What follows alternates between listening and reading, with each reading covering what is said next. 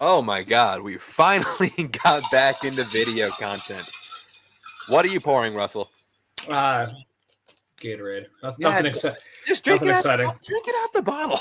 Nothing. Well, because it's warm, so I wanted it to be cold. I got So. one of those, those thermostats. I poured on before because I'm a professional. I poured on before we went on air. I'm pouring one out. I'm pouring it out for everybody that waited for us to actually post live content. So Yeah. We found one of our big commitments this year. We want to get back into video making. So what we're doing now, we're going to be doing weekly live streams where we come in and just talk about all the stuff we usually talk about on our podcast feed. But now we're doing it on the YouTube feed instead. So we're doing that here. All our reviews and stuff will still be on an audio basis. But we want to do this. Interact with. We're men of the people, Russell. We are men of the people. We are. I mean, whatever they For want. Too long. We would not be men of the people.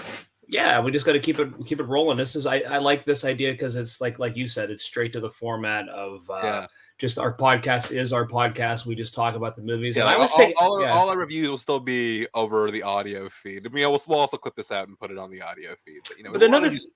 But another thing I thought that I think that would be really cool is if whatever movie wins or whatever, if we could open like a forum for like people to ask questions, like maybe what we thought or was like different things about it. I thought that'd be kind of cool. We can explore that in the future. Yeah, but we have a bunch to talk about today. First of which is it's a classic segment. I did not type out the banner, but it is the wonderful world of sports. First thing we're going to talk about the college football national championship, because calling this a game is generous. I'll just get that out the way right now. Calling this a game is generous. Yeah, I did not watch, so I watched for about a quarter and then I turned it off. I tuned out. Yeah, I wasn't expecting that. It's a game that got progressively worse as it went on. Yeah, I mean, I was shocked. I kept I had ESPN on my phone. I kept just updating the scores, and I kept seeing obviously just one score increasing and the other one staying at 7. So, one of the stats in this game was an interesting one that I saw was that. What was it? Oh yeah, the spread for this game was like 60 points, and Georgia did that by themselves. Wow, that's crazy. Yeah, and I think I thought the line was like 13.5 or something like that.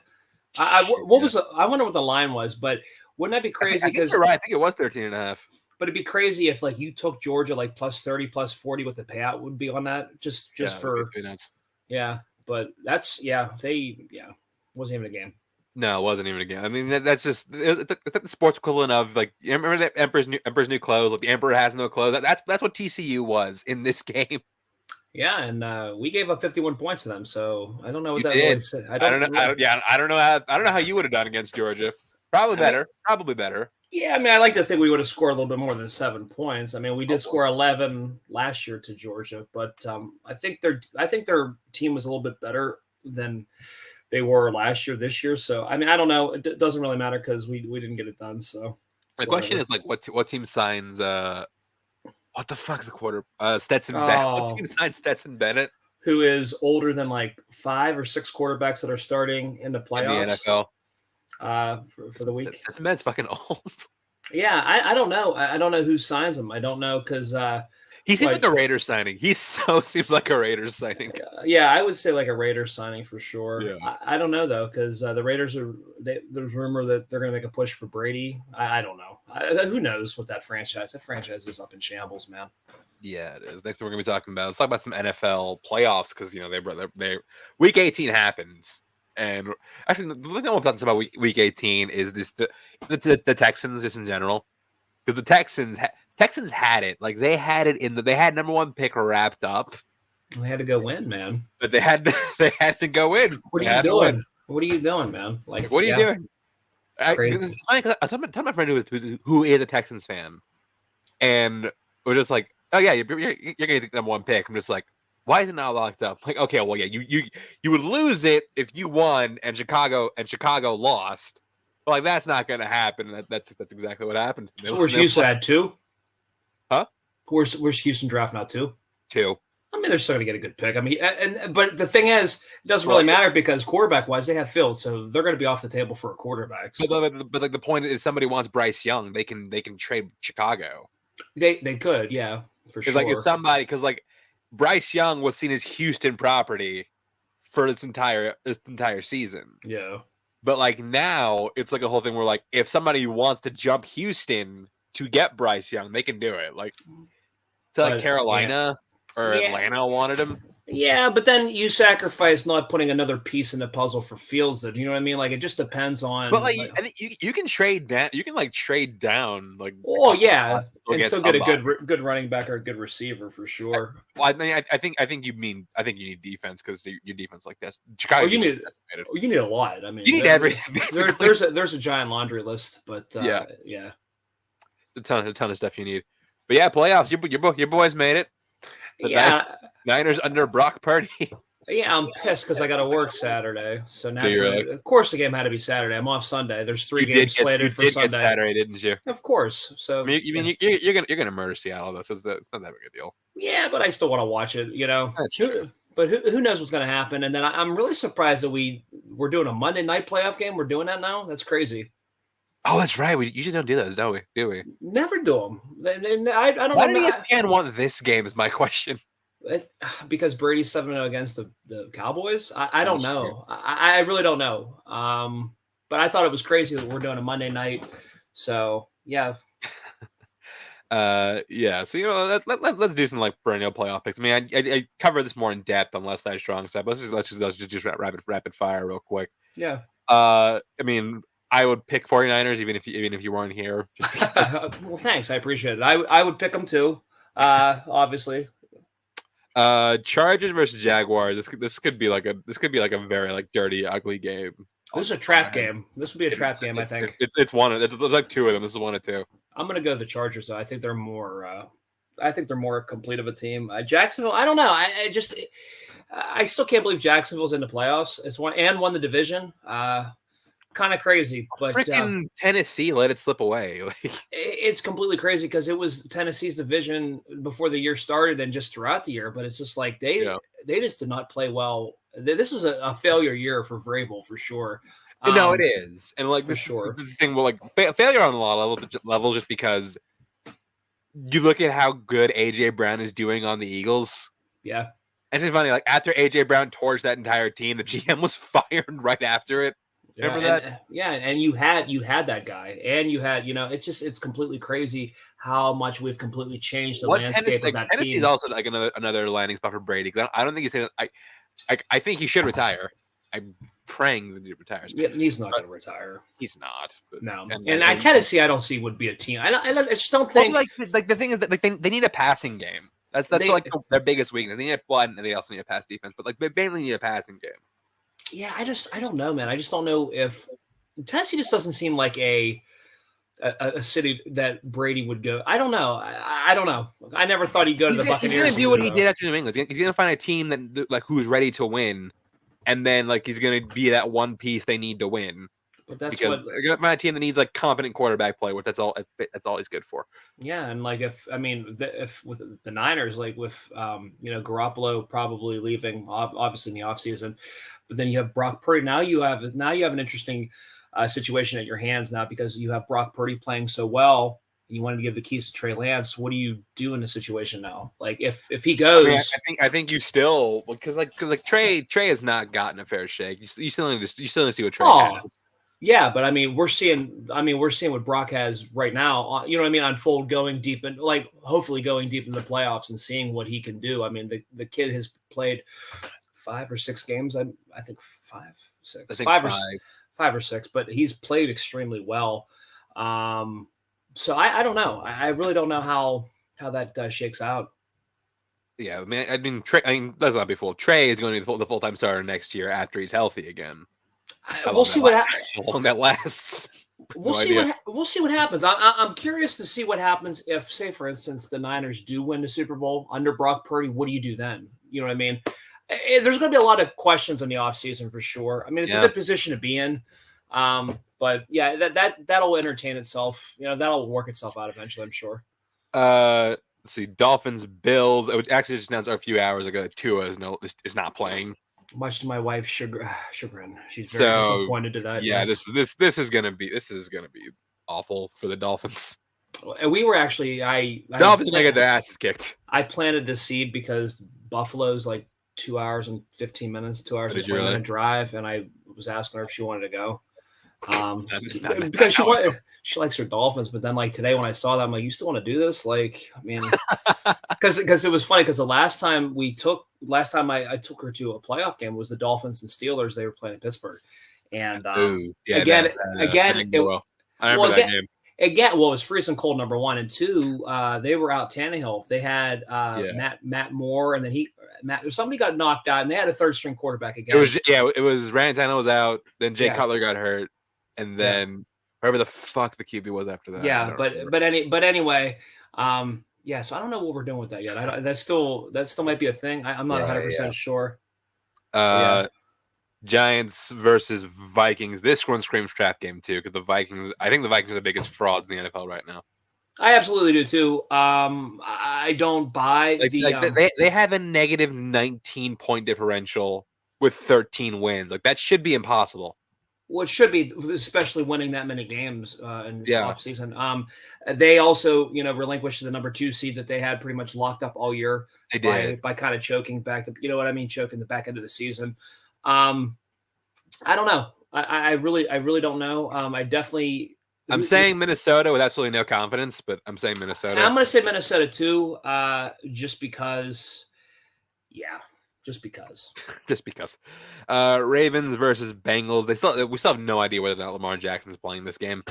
Yeah, I'm going to go with Cincinnati. More consistent play. That's fair. Baltimore's been up and down all year. And I'm trying to say, when was the last time we had Lamar Jackson playing? But it's like the back end of the season last year, same thing happened. He got injured. Didn't know if he was playing or not. You know what I mean? Did they make the playoffs last year? They did. Okay. And then they were one and done? Yes. Yeah. Because they lost to Buffalo last year. Okay. So that's the thing. There's inconsistent play with, Yeah, Lamar hasn't played in over a month. Yeah. And I got to go with the hot hand on this one, Cincinnati. Cincinnati's hosting this game, so yeah, there's no reason I don't think Cincinnati doesn't win this game. But when Lamar's in the field, the Ravens are a completely different team. They are, but I mean, you have to have him. But the other thing is a month off. What do you look like coming back? Yep. You know what I mean? Fair. So that's going to be interesting. I'm going to go with the Bengals though. Monday night, Cowboys versus Buccaneers. I hate this game. Like I really do hate this game.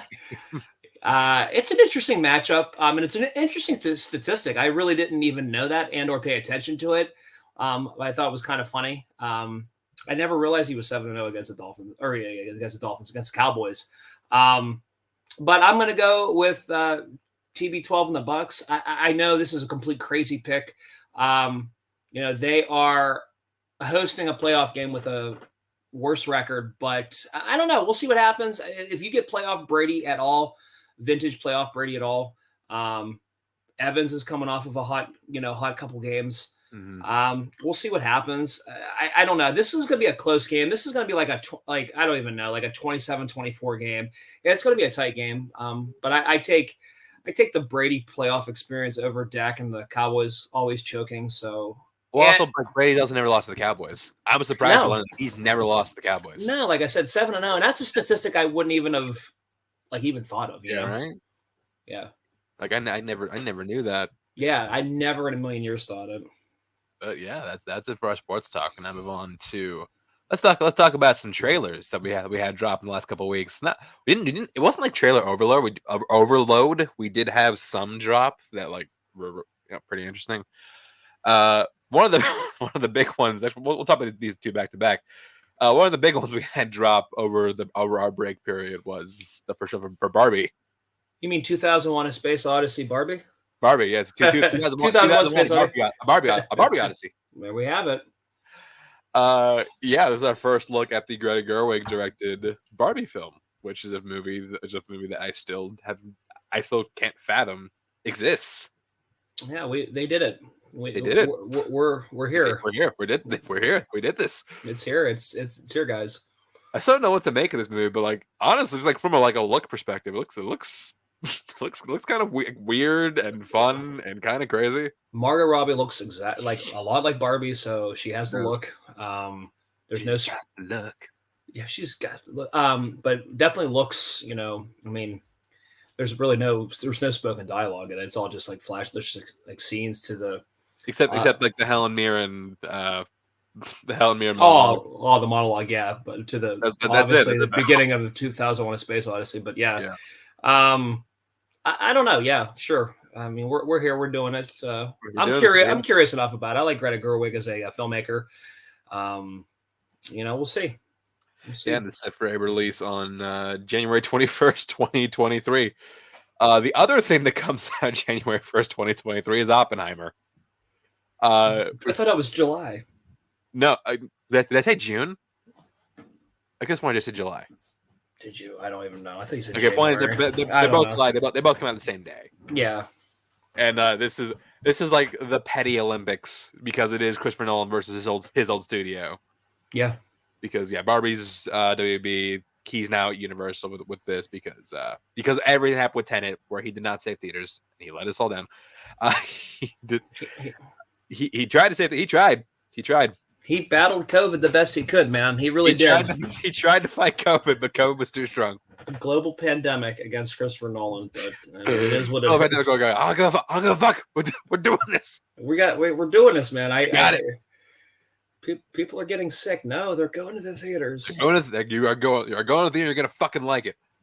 And they did not like it. But he's so yeah. It's like, hey, Chris, maybe we don't do this again. And we try it, and then you hear about the whole like streaming day and date release that they did for 2021. He's like, you know what, fuck that, I'm out. Yeah. And he went over to Universal. So yes, this is the what's what I'm thinking of? The biopic of J. Robert Oppenheimer, played by Cillian Murphy, who was one of Nolan's guys. Yep, he's a recurring actor. Yeah. I wonder, is Michael Caine in this movie? Because I don't think he's movie without him. I don't think he's done. Yeah, he's been in a lot. I mean, Cillian Murphy was only in the Batman.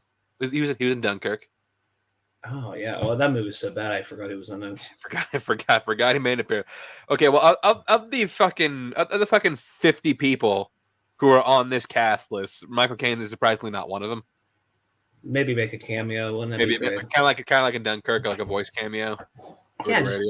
Just do that. Point is, this movie stars a lot of people, and you know what? Honestly, this is the one where I'm like, I wasn't really looking that forward to, but then I saw the trailer, I'm just like, God damn it, this looks really good. It does, and you're curious about the bomb, man. Like they're building the suspense up. Yeah, no, I think it looks good. I think it's going to obviously hit more than I think Tenet obviously did. I mean, obviously we're at different times, so yeah. But I think this puts Nolan back in the talk of being one of those perennial filmmakers. Is it going to be one of our most anticipated movies of the year? Who knows? Maybe. I don't know. Maybe it's not. We'll find out later in the show. But yeah, like I said, it comes out the same day as Barbie, July 21st, 2023. So Russell, my question is, what are you seeing first, Barbie or Oppenheimer at this moment? I want to see Oppenheimer, but I don't know what. Well, we'll just see what happens. Like I don't know. Right now, I'm also more leaning Barbie. Yeah. Well, I mean, maybe we split and we go see different movies and we'll talk about it. We'll talk about what we each didn't see. Up next, this wasn't really a trailer, it was more a first look, but like I'm just shocked this movie actually exists. It's Gran Turismo. I always thought this was a weird movie to adapt into a game, just because, or a game to adapt into a movie. Yeah. Just because like there's no story to this game, just fucking driving. That's it. That's literally it. Yeah, it's literally just racing. Yeah, but apparently, like this is based on like sort of a true story. Like it's actually like a real dude who was like really good at Gran Turismo and translated that into like a racing career. Yeah, I'm down though. I really am, because I like the whole. They're doing a lot to really try to put you literally in the driver's seat. Yeah, for the film. So they are. Like this is like one of those movies like you want to see in D-Bucks. Yeah, you'd have to see this in like a real high class theater. Because if you have like a D-Box near you. Yeah, which I go see some D-Box. I probably have one in Pittsburgh, but I just don't. Nothing really worth the hour and 15-minute drive. I don't know. Not even Avatar. I saw it in I saw it just in regular 3D. I'm about to say Nolan is disappointed in you. Cameron disappointed in you. I put money out there, man. I spent I gave him money. That's where my commitment ends. Well, you got to talk about. I mean, that box office, man. I'm sure we'll get into that. Well, yeah. Well, no, that's the part of the news segment we'll talk about. We'll get to later. Yeah, I figure. Next thing we're talking about. Let's talk about Evil Dead Rise. Evil Dead Rise. This is the latest film in the Evil Dead franchise. Was supposed to go to Max originally, but after Zaslav came in and was like, you know what, we're not fucking doing Max Productions anymore. Like, okay, no, and we're cutting everything that's going to Max. No, but we're going to theaters the whole time. Yeah, no, yeah, he told you. You saw the dailies, right? Yeah, we're going to theaters the whole time. Shot. This is the the first Evil Dead, not directed by Sam Raimi. That's a lie. It's not. It's the second one because the 2013 one happened. Yeah. It's directed by a dude who I know nothing about this dude's work. I'm gonna be completely honest. Stars a bunch of actors I never heard of. But yeah, it's another Evil Dead movie. And actually, I didn't watch this trailer until a couple hours ago when I saw M3GAN. Like that's where I first saw the trailer. And that's where I first saw it too. I rewatched it again for the show. But yeah, I first saw it from M3GAN as well. But yeah, like I think this one looks more in tune with the I was gonna say the 2013 one, because like you watch those, or like the first Evil Dead period, where like it's more of a straightforward like body horror movie as opposed to like the campy like what we know Evil Dead is to be. Yeah. And you're like this ain't no chainsaw hands, groovy, all that jazz is not present in this one. No. But it looks pretty solid as a horror film, actually. Yeah, it doesn't look too bad. I could see this thing going straight to streaming too, though. Yeah, I mean, it just has that feel to it. I feel like it could turn profit really easily because like, there's no way it's cost that much. No, I mean this is like a M3GAN release, man. This is like a Blumhouse M3GAN release. Probably less than that, I would imagine. But I do wonder like what the actual budget of this film is. Yeah. Like I said, I mean, it looks okay. I mean, yeah. Could be solid. Yeah, I mean, I actually quite like the Evil Dead franchise. I even like the reboot from 2013. I mean, it's got to be better than Halloween Ends. I mean, that's a high bar. It's a low bar. No, it's not. It's not a high bar. It's the opposite of a high bar. It's a low bar. I don't think it's a bar. I don't think you put a bar there. it's the ground. It's just it's an open door. You just walk through. Do you think Ends is worse than? Do you think Ends is worse than Kills? They're both bad. They're both bad. Like, I think they're both bad. Like I agree with that. They're both bad. But what do you think is worse? I would say, oh man, I might say Kills. I don't know. I would lean Kills too. Because Kills was just so over the top that like the tone that the first one set, the 2018 set was so different and it was refreshing, and then you go completely opposite of what you set. And I told you before, I think even if Rob Zombie directed a third one, that trilogy already would be better than the one we have, the new one that we have. I mean, the biggest problem with a potential zombie trilogy is that like I don't think he'd have a singular movie as good as the first Halloween 2018, but I take Halloween 2 over Halloween Kills or Ends. I might actually too, honestly. I'm just being honest. No. I don't disagree with you.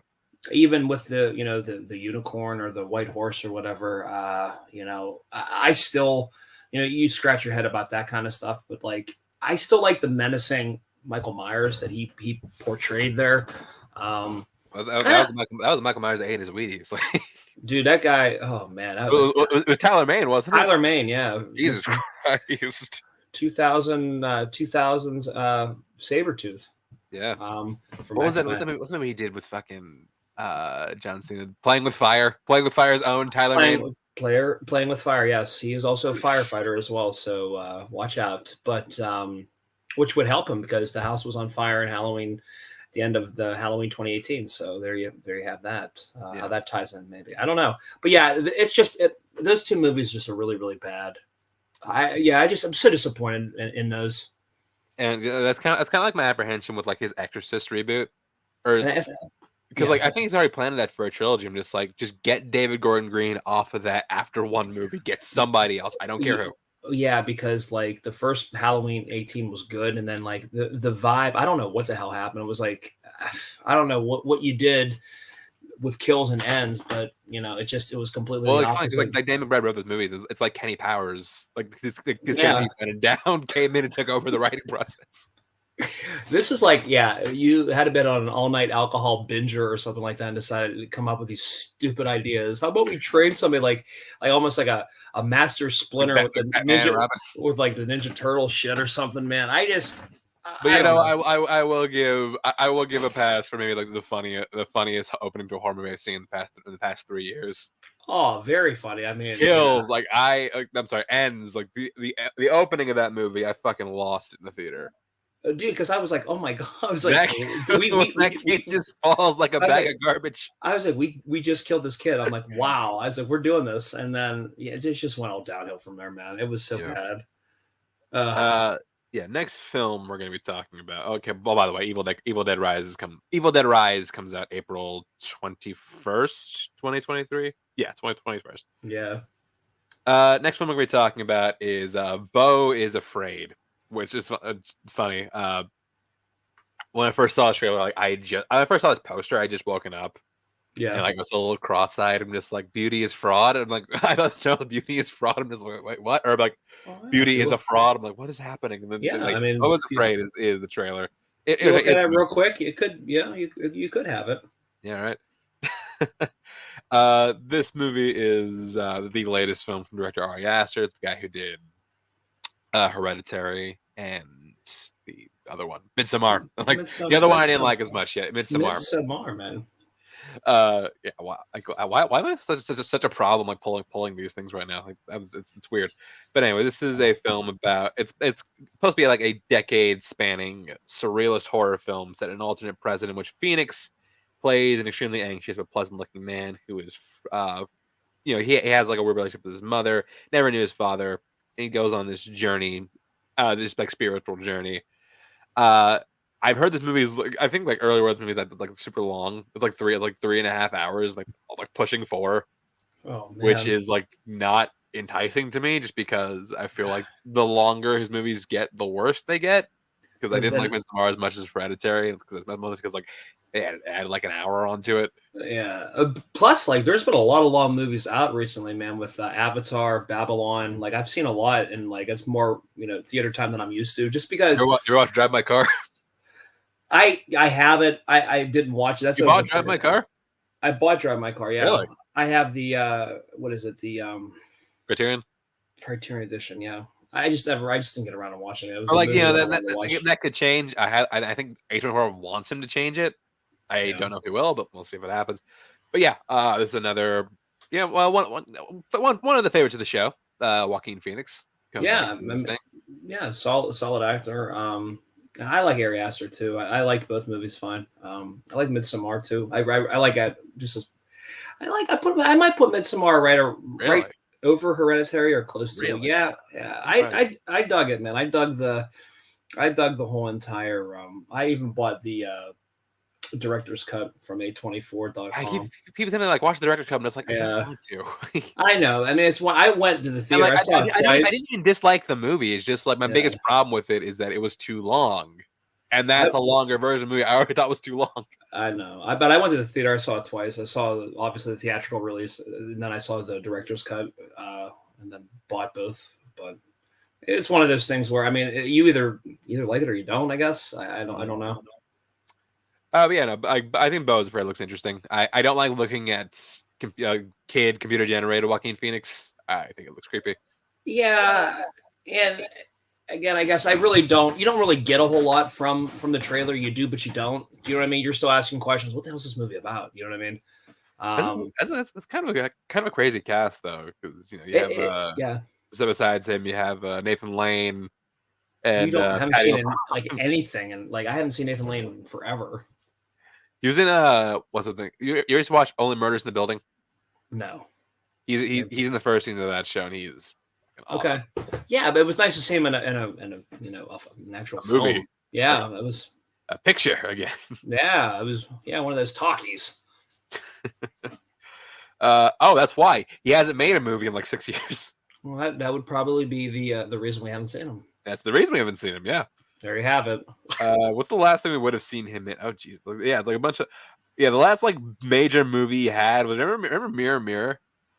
Oh, that was yeah, Mirror Mirror. That was that no, that was that Julia Julia Roberts? It was, yeah. Yeah, I remember that, but man, Like I yeah, kind of kind of 2020 forgot was like about a it. weird year. We had like two Snow White movies. Yeah. Yeah, it's like Bizarro World. Yeah. Yeah, and weirdly enough, the Kirsten Stewart one was the quote unquote good one. Yeah. That's really crazy. Snow White and the Huntsman. Yeah. But yeah, no, like this movie is set for a release on. Let me just double check on that. April 21st, 2023. So be looking for that. Next show we're talking about is one that I'm really looking forward to. Renfield. So Renfield is a horror comedy directed by Chris McKay. He's the guy who did like a Batman movie, and it's basically the story of Dracula from the point of view of Renfield, his lackey.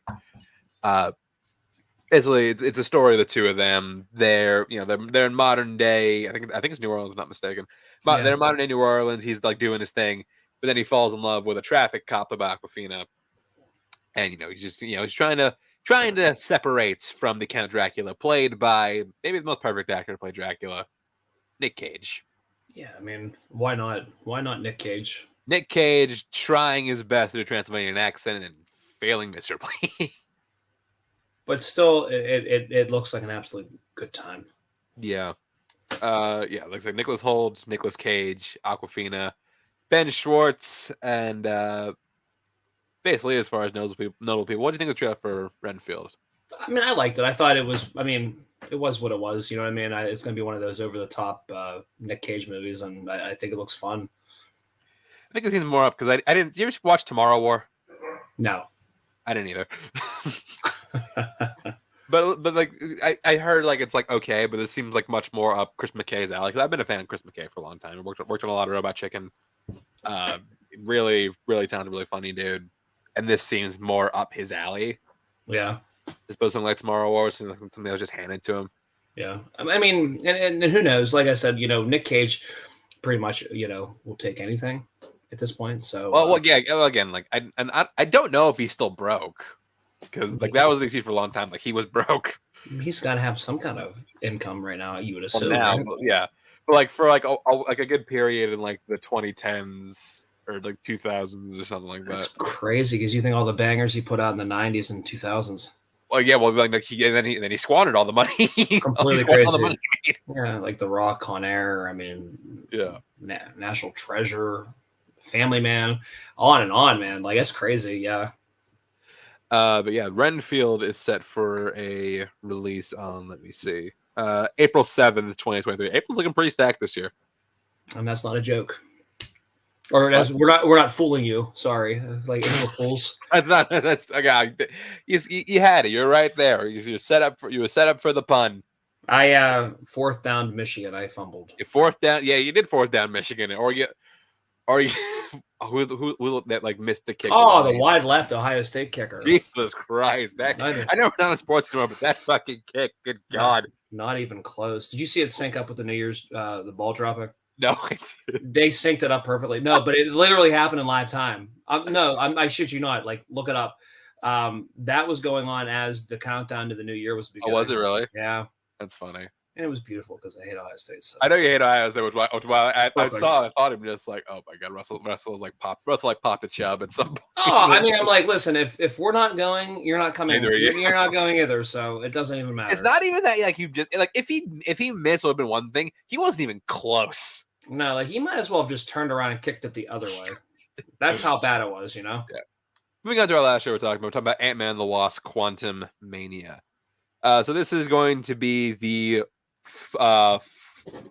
first film of Phase 5, which is kind of crazy because like Phase 4, I feel like Phase 4 just started. Like we just had Phase 4, and like, you enjoying this? Yeah, those are pretty good. Well, too bad it's over. Oh, okay. Yeah.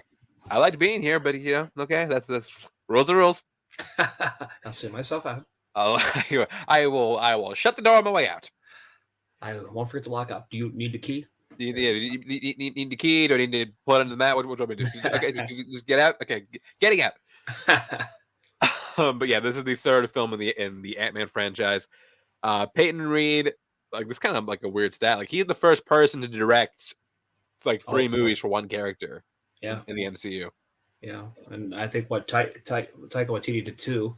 Taika Waititi did 2. Like everyone else has done like 1 or 2. Yeah. Or wait. What about Scott Derrickson did 2? No, he didn't. He only did the first one. Sam Raimi. Really? Oh shit, that's right. And yeah, like 3. Like any character who's had 3 has had like at least 1 or 2, or in some cases 3. Looking at you, Thor. 3 directors pop into the franchise. That's right, Raimi. That's why I didn't really care too much about the second Doctor Strange. Yeah, that film was completely different. Yeah, that's right.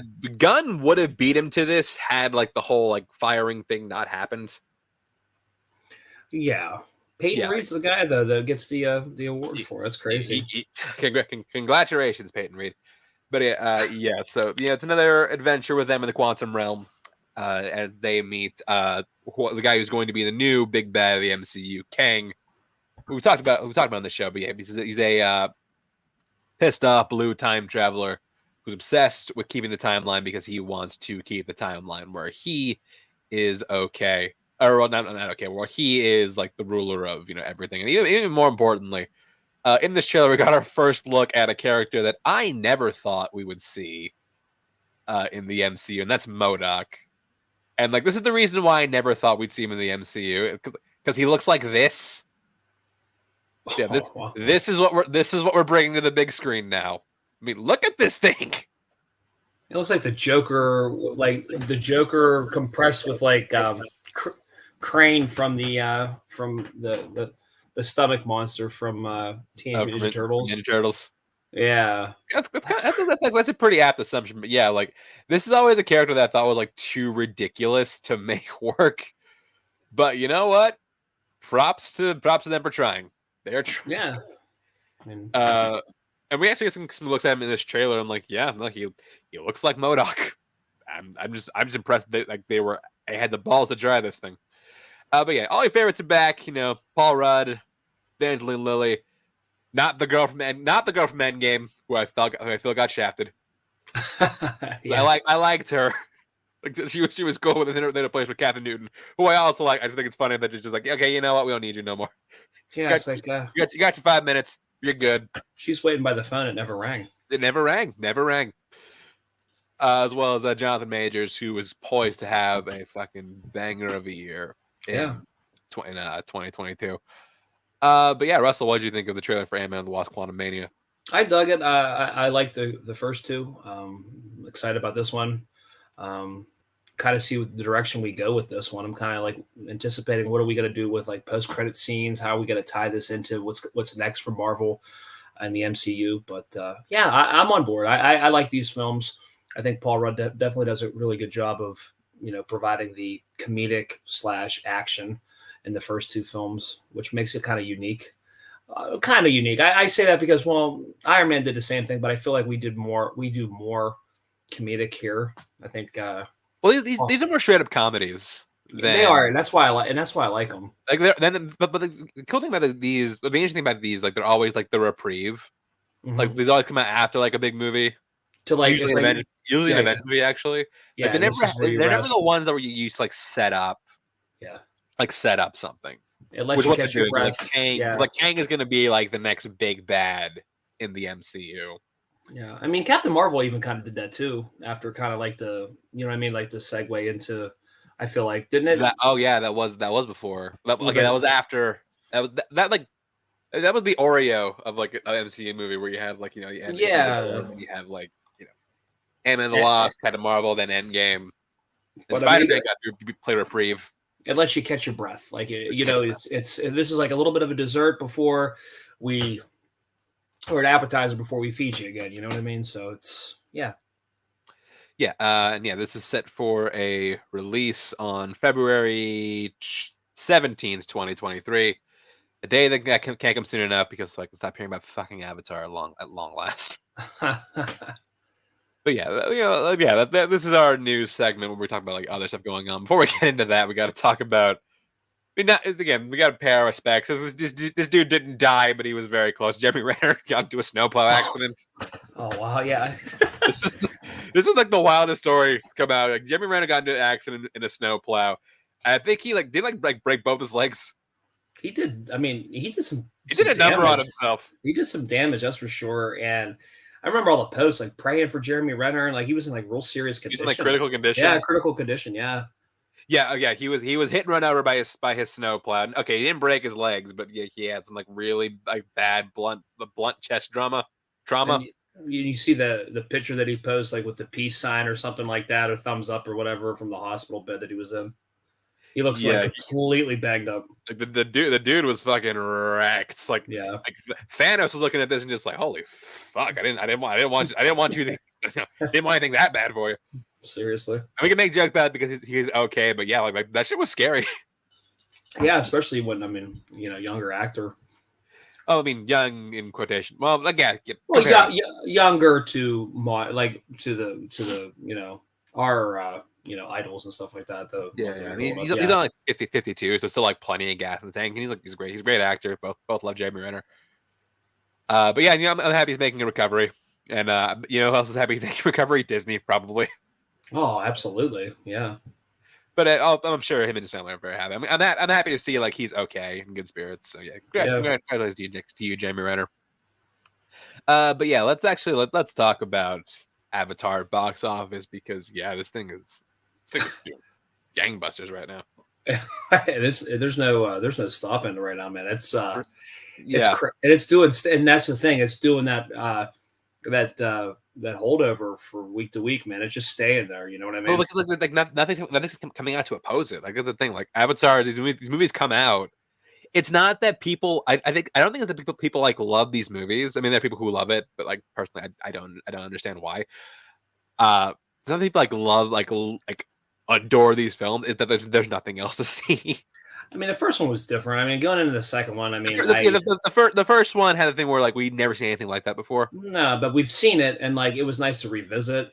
It was, but we were kind of rehashing the same themes, only using different. We're just doing different things with it. I remember watching them just like they literally do the exact same thing with the exact same music cue. I'm just like, you fucking kidding me? Yeah, I mean, it was fun though. I mean, and I was shocked that Ella actually. I went with Ella. I took Ella. It was crazy. Did you really? Yeah, and she sat through it. I'm like, what? Yeah, you subjected her to that. I was like, who are you? But yeah, she followed my footsteps, man, I guess. But I had to go to the bathroom. She got all mad. I was like, I said, I can't leave you here by yourself. I said, I gotta go to the bathroom. And she was upset. Yeah. If I'm sitting here, you are too. So yeah, but this is just. I mean, it's creeping up already, man. What was it at like 1.6 or something like that? 1.7. 1.7. Yeah, I mean, it's doing bangers. Kind of great. I didn't think it's a crack 2 billion, but like it's looking like it will. There's no way it won't. I mean, isn't that crazy? And what did Top Gun Maverick hit? I mean, it's already beat Top Gun Maverick. Well, this movie had China. Top Gun didn't. That's why you take China out of the. Yeah. This was always going this was always going to be Top Gun Maverick. Oh well, Top Gun Maverick. I mean, it was domestic. It was a domestic treasure. You know what I mean? So that's 1.4. I do wonder how it is doing. What was it? What was the domestic numbers for? I'm looking that up right now. That's actually a very good question. Because I would imagine Top Gun Maverick takes domestic over. Oh, I would assume so. Domestic is. I'm positive it's not even close. Oh, it's not even close for anything domestic. Really? Yeah, because like Top Gun Maverick's 1, the next film down is like 300 million less. Wow. Yeah. I mean, that had a hold. Actually, let me just pull this up right. Let me just pull this up right here. I mean, that had a hold. Here we go. So, yeah, Top Gun Maverick's like way up here. Then you have Black Panther. All right, so 7. But Black Panther, which I really like too. Doctor Strange, Avatar. So like, I mean, it's still 300. It's still 300. 5, but like you're not even touching Top Gun Maverick in the States. No, not domestically, but internationally, man. That's where they've been making their bank. You figure that's 1 point. Let's make money. It's made 1.3 billion. Which one? Avatar 1.3 domestic or internationally. Yeah, that's crazy. Yeah, whereas like Top Gun, it's very like obviously very US heavy. Wow, I'm surprised Sonic is still here. Good for you, Sonic. Who would have thought, man? Good for you. Wait, No Way Home is still here. Fucking Thor: Love and Thunder, the Yeah. Batman, Wow. Minions, which I liked the Rise of Gru. I was pleasantly surprised with that one. Yeah, it wasn't awful, but No, it was not. But let's just talk about yeah. how dandy Puss in Boots was, huh? I mean, shit, where's Puss in Boots? Let's see Puss where in Boots was a dandy one. it was a dandy one. Oh wow, 30, 33. Well, give it time. I think it's turned to profits, but Oh, it absolutely turned profit. And Lao Lao Crocodile was a cute movie too. I didn't see that one. Let's give that some kudos. But yeah, Avatar trucking along, which means we're not gonna have to watch 3 more of these because yeah, the money's there, man. I do wonder how it fare like if it had competition. I mean, December, but that's the thing though. December usually puts out competition. You know what I mean? Right. And I don't think this year was like just kind of just like year where it didn't have any. But it's still nice to see the box office kind of regain its juggernaut status. You know what I mean? To be, you know what I mean? To be a thing. Like I think you put this out like the same time as a Marvel movie, which wouldn't happen just because they're both by the same studio now. Put this at the same time like a Marvel movie. This isn't even close. Yeah, I mean, but then it becomes an even bigger rush to the theater because people are seeing both at the same time around the holiday season. So you're creating that buzz. That did you see this? Did you see that? Maybe it plays an advantage. I mean, who knows? But yeah, this is crazy. I did not think that it would be that quickly to climb almost 2 billion. Let alone even be in the talks. But yeah, it's absolutely crazy. But it just shows you power that Cameron still has overseas. Yeah, for sure. Next thing we're gonna be talking about, our boy Francis Ford Coppola, Megalopolis, because apparently this movie is like an absolute mess. Oh boy. In classic Francis Ford Coppola fashion, this is also like his like big return to filmmaking. Dude hasn't made a movie since. What's the last thing he did? Was it after The Rainmaker? What the hell is Twixt? Oh my god, I remember this. This is the one that like came and went. But like before that, like it was not like real movies. Hasn't been movies since Tetro. Oh wow! Then I remember Rainmaker and Jack. We could throw like that his last like major movie was The Rainmaker. That was a good film. That was a good legal. I remember it was really good. But yeah, Megalopolis. Huh. It's a movie that Ford Coppola is like financing entirely by himself, and the budget's already ballooning, like way bigger than his price tag. He fired a bunch of the crew. Jeez. Like he fired the production designer, he fired the art director, fired the visual effects supervisor, fired the entire visual effects team. Okay. And he's really like trying to, he really like this is the guy who like really wants control of this movie. And I think like he had a vision. He realized that the vision wasn't really possible with the people he had like in his house at the time. Yeah. So he's trying to do this all himself. This feels like Apocalypse Now 2.0, which I think is going to be awesome. But especially the documentary is going to come out after this. Oh yeah, I mean that's going to be the curious part. All the trouble he had with Brando and all that drama with the whole Apocalypse Now shoot. But wow, yeah, this is crazy. Yeah, I mean, I hope for the sake of just see the legend, put something back up on the screen for us. I mean, he's 83. Heart can't take that much stress anymore. No, but Ridley Scott's firing away in his 80s. This guy is firing away. I think isn't he like 90? He's almost and he's firing. He put us on, and our last duel. That movie that we just adored and just got what the hell? He's 80. He's 85. Yeah, he put out like 2 movies in the same year. House of Gucci and Last Duel. Yeah, which is a damn shame because I mean obviously we both liked The Last Duel. I liked House of Gucci fine. You kind of were like, House of Gucci's okay. Good acting. I liked it enough. I like Last Duel more. I thought that was the better. Oh yeah, Last Duel was like easily the better movie of the two. It was what a banger that movie was, and nobody saw him, and it's just a shame. And he's put out some good ones too. All the Money in the World was a banger. He's put some good movies out, and it just doesn't really. But like, translate well, to. speaking of our boy Ridley Scott, let's talk about something he is doing. Surprisingly, he's doing Gladiator 2. I did see that, And we yes. did get main casting, which is Paul Mescal from After Sun, which I didn't see. I guess you saw it. How is it? Yeah, I haven't seen any of these dudes work. it was funny because it's fun that you say that, because I literally finished it last night. I started halfway. I've been watching like broken, I've been watching nothing all at once, so I have to catch on. If I start it at night, I don't really finish it till. But it was a solid film. It's just After Sun pretty much follows a father and daughter relationship. They go on vacation, and it's a recall from the time that she really had this time with her father. I mean, it was like I said, it was speaking as a dad of a daughter. I think it was one of those films that was well done. I'm gonna have to watch it again, but because there's some scenes like you'd have to watch it just to see, because there's like present day stuff spliced in between, flashbacks or whatever. Not flashbacks, or like visions or dreams or whatever that are spliced in the middle of the film. But overall, a decent film. Yeah, I actually realized. Okay, I had seen this dude in one thing. He apparently was in The Lost Daughter. I don't remember him in that movie at all. The Lost Daughter, is that the one with Olivia Colman? Yeah, Colman? I have no idea who the fuck he was. So he's the dad in After Sun, huh? Yeah, he is.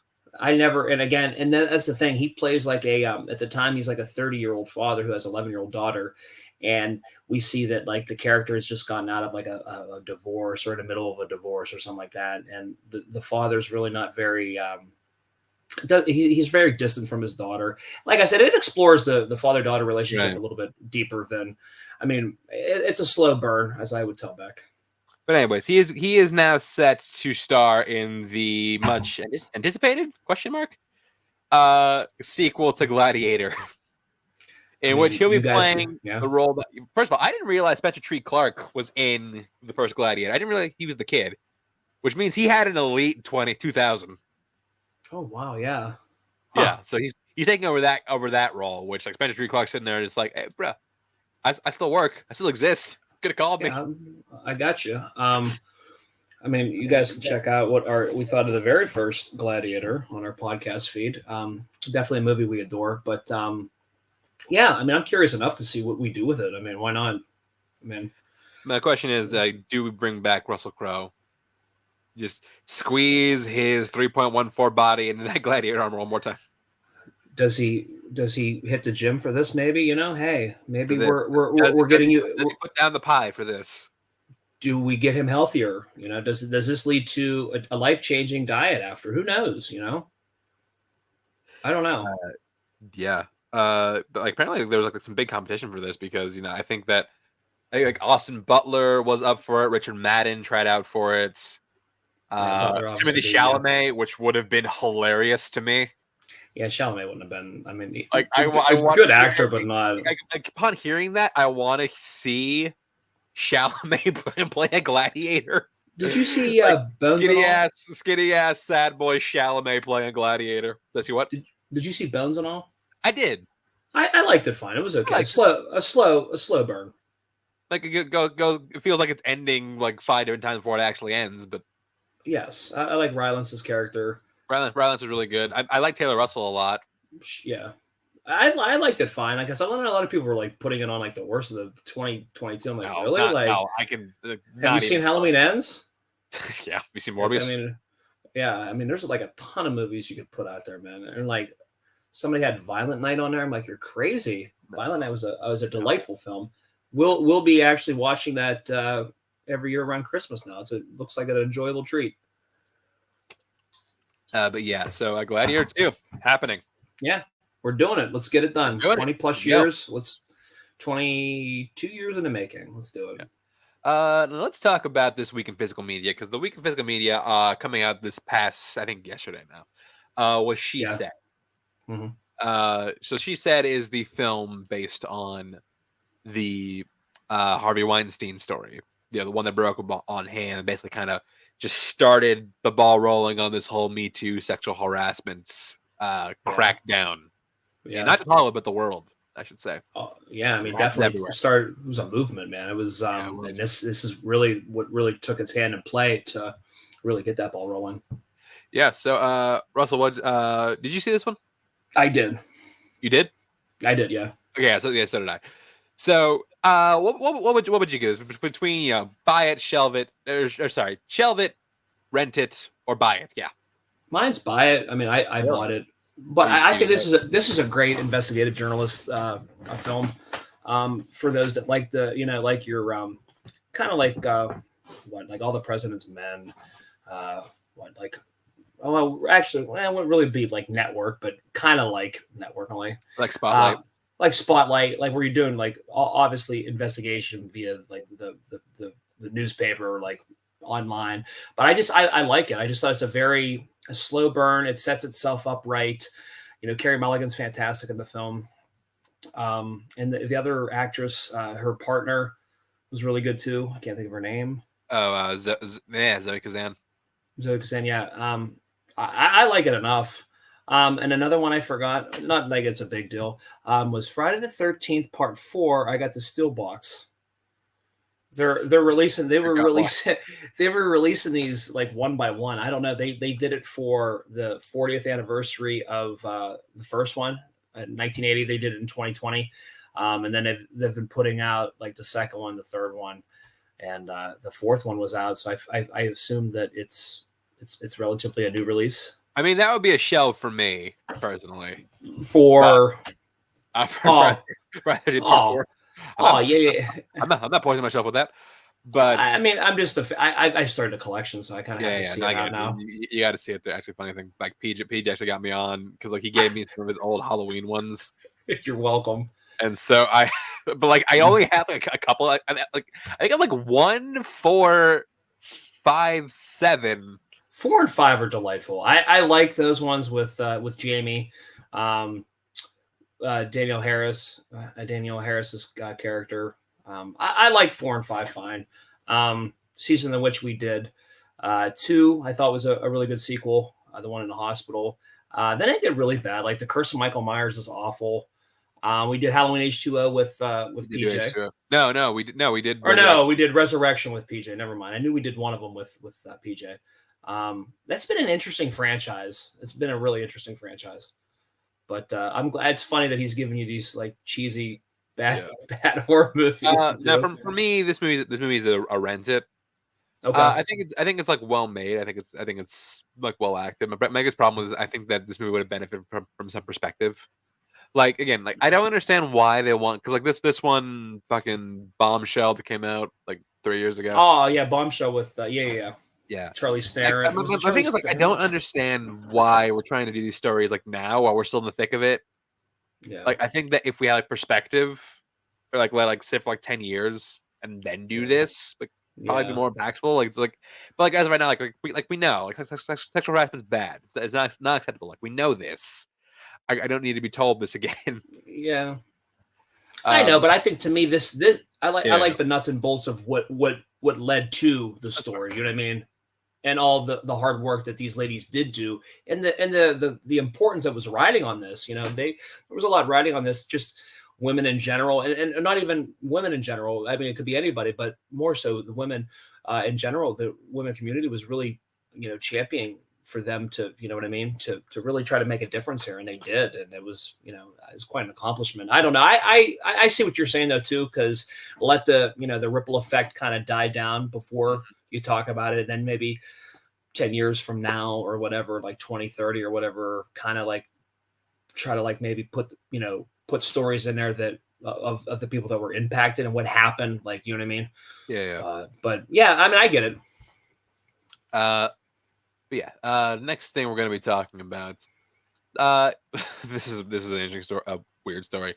So, in addition to the Dungeons and Dragons movie that's coming out this year, actually, we're also getting a Dungeons and Dragons show on Paramount Plus. I don't know if it's connected to the movie or not, but it's going to be a live action 8-episode series. I think that's what's confirmed for. I'm trying to see who's involved with this. Oh God, yeah, Ross and Marshall Thurber's doing this.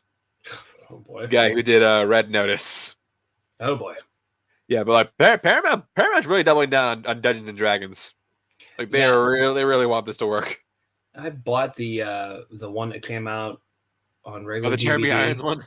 Jeremy Irons one, because I want to watch. I want to watch it, or like I want to like. Have you never seen it? I want to talk you into doing a review on it or something, man. Have you I've never seen it. Never seen it before. Oh my God! Like, yeah, that'd be a good review episode. Yeah, so it was one of those ones. I'd buy these bad movies because I know I can maybe talk you into doing these kind of thing, and the fact that obviously bringing out the new one, which looks cool. I don't know the whole D&D. Again, like I don't know anything about like the nuts and bolts of D&D. Yeah. Like I'll admit that right here. I never played it. No idea. No, I never did either. But I'm on board to like just learn a little bit about the environment, the world. You know what I mean? Yeah. So I'm kind of curious to see, because everybody talks about how bad that Jeremy Irons one was, and I want to kind of see it for myself. It is very bad. I can tell you that right now. I've seen it. It's awful. Marlon Wayne's in it too, which is weird. Like, I never thought Marlon Wayne is in it. What? He's a major character. What? It's Marlon Wayans, Jeremy Irons, what? Riff Raff from Rock Horror Picture Show. Oh boy! Wow. Trying to remember who played the main guy. What an interesting dynamic, man! Wow. Oh, you don't know the half of it. Who the fuck was the main dude? Ooh, all right, we gotta. Oh, that's right. It was Justin Whalen. Remember him? What was he in? He was he's in like a bunch of crap to do that. Justin Whalen. He was the guy who replaced the main kid in Child's Play 3. Okay. Wow. He was in Serial Mom. Oh boy. Yeah, he didn't have a. Wow, that's crazy. That's so crazy. Yeah, I definitely have to watch this now. Next thing we're talking about, speaking of things getting rebooted, we're getting a reboot of Them, the movie. Them was a movie about giant. I think they were ants, if I'm not mistaken. The ants. Oh boy, I've never seen it. I've never even heard of it. It's like it's like an old school like monster movie. Like we're talking like old school. They were they were giant killer ants. Oh boy. Yeah, that's basically what this was. It turns out there's gonna be a remake of it, and not only that, Michael Giacchino is directing it. Huh. Hot off of doing Werewolf by Night for Marvel. So this will be his very first like feature film directorial debut. This is crazy. This is from 1954. This is craziness. Yeah. Like this has been like in talks for like a reboot or remake in like a long time. Would that be a good pairing with Oppenheimer? Very possibly, yes. Early atomic tests in New Mexico caused common ants to mutate. There you have it. That's crazy. And it got a 7.2 out of 10 on IMDb, which is crazy. So wow. This must be nice and cheesy. I'm gonna have to check. Yeah, no, like them's actually pretty fun. I actually quite like them. So yeah, I mean, this entice you to go watch the original. And would you be interested in seeing? Because like I don't think you didn't see Werewolf by Night, did you? I've never seen no on that one, no on that, and no on them. But yeah, I would be curious enough to see it, especially now because you should go watch Werewolf by Night just because it's short and it's on Disney Plus.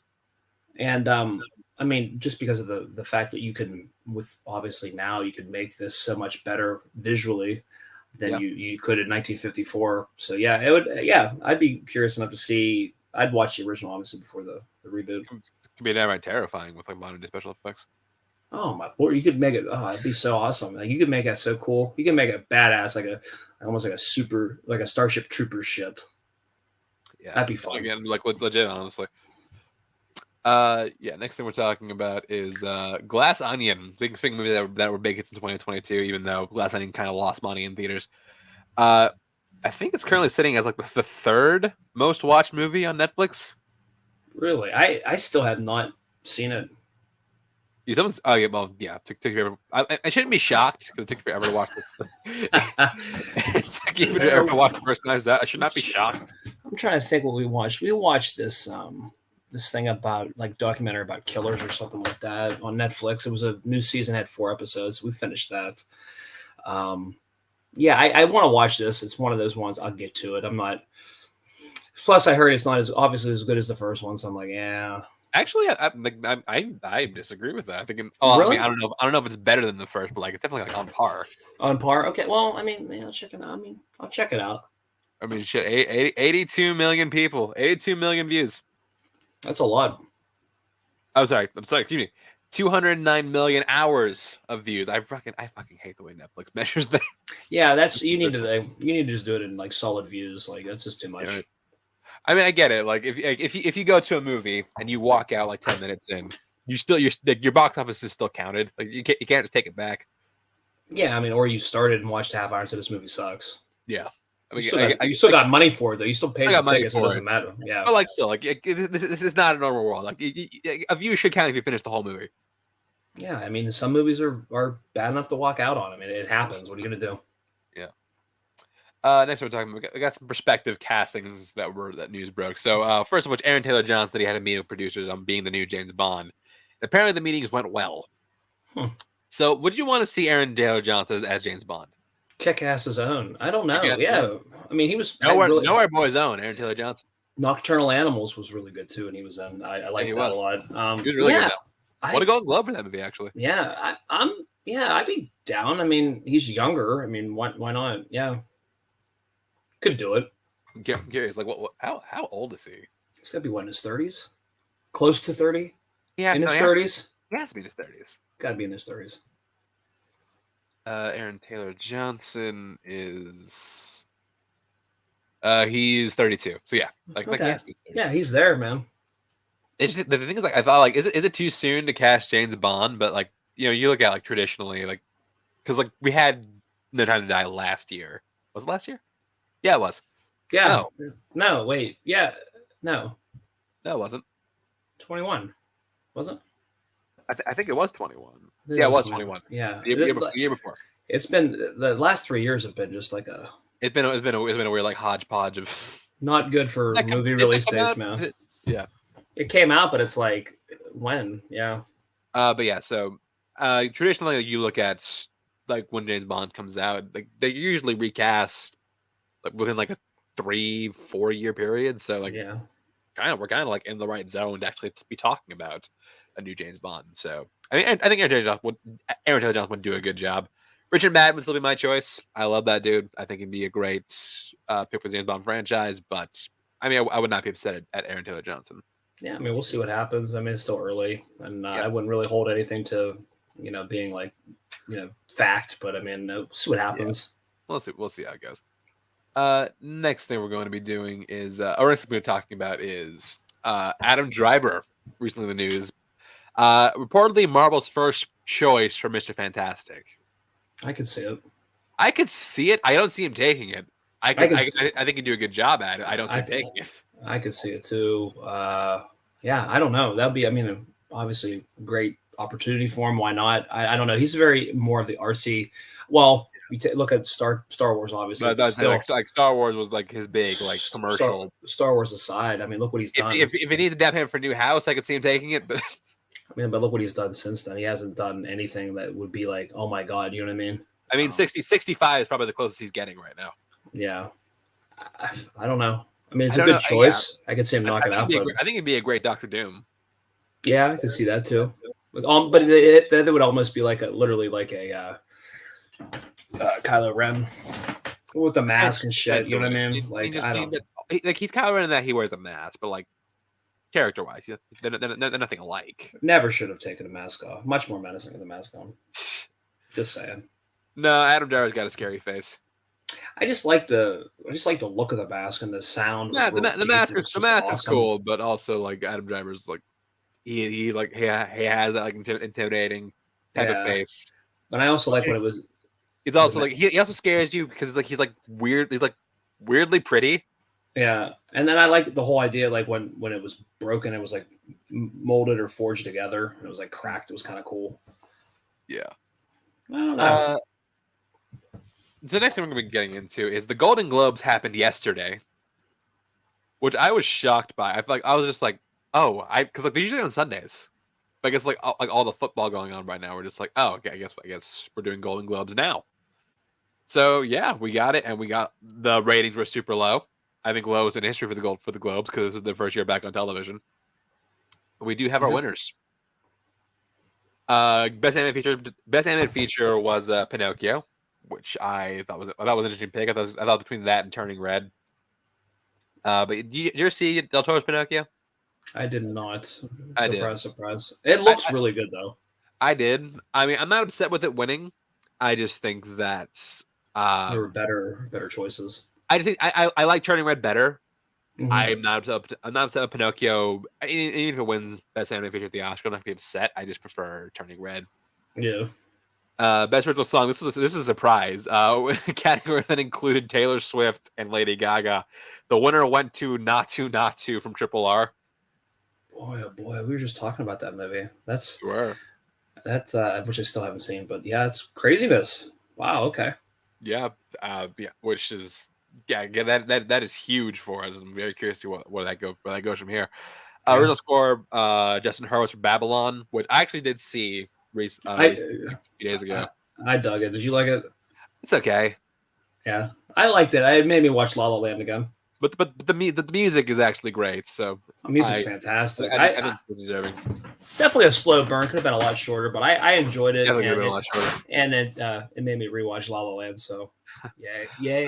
Best screenplay. This was a surprise to me. It was Mark McDonough for The Banshees of Inisherin. I thought for sure. By the way, I thought for sure it would have gone to the Daniels for Everything Everywhere All at Once. Yeah, that would seem like a award for them. But yeah, I did see Banshees of Inisherin. How'd you like it? It was all right. I liked it. I mean, I think it's getting a lot of hype for. I mean, I don't know. Because it's in here under comedy. I think calling it a comedy is generous. Yeah, because it's not. It's not really a comedy, but it's like, God damn, what a grudge. You know, like what a character shift. You know what I mean?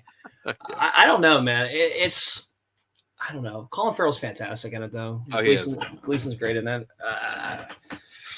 I don't know. Like I said, it's a good one. It's just different. It's a lot different than what you think.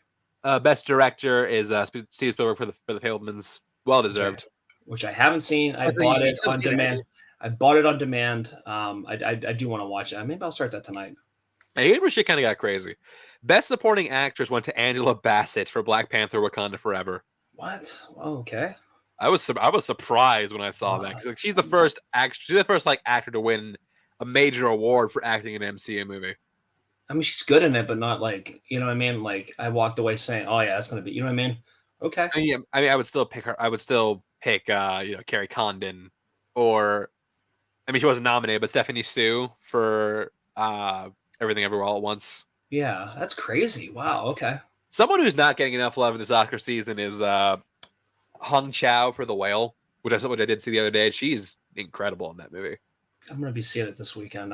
That's my priority. That's my focal. Supporting actor. This one gave me and everyone else so much joy. Ke Huy Quan for Everything Everywhere All at Once. Oh, that's good. Yeah. Yeah, and if you haven't, go watch his speech. Like he was so elated to be winning that award. And I think he's got a lot of momentum going into Oscar season. Yeah. Best actress, musical comedy, Michelle Yeoh for Everything Everywhere All at Once. No brainer for me. She was excellent. Yeah. Colin Farrell also won Best Actor musical comedy for Banshees of Inisherin. Which, I mean, he was pretty solid in that. Oh, he was absolutely solid. Definitely deserved that. Best actress drama, Cate Blanchett for Tar. Oh, it's not even a fucking. It's not even close. Yeah. Like I haven't seen Empire of Light or Blonde, but like I can't imagine they're gonna be better than Cate Blanchett. No, you can't get better than that for. Yeah. Best actor went to Austin Butler for Elvis, which I still haven't seen. You saw it. Well deserved. I liked it. I thought it was solid enough. But yeah. Yeah, this is like the least amount of like people I've actually seen, because like a lot of these movies like have like a weird release or aren't out yet, because like Bill Nye and Living, which I haven't been able to see. I haven't seen. Hugh Jackman and the Sun, which I haven't been able to see. Really want to see that one. The Inspection, which I think is out on digital now. The Inspection. Who's that with? Jeremy Pope. Okay.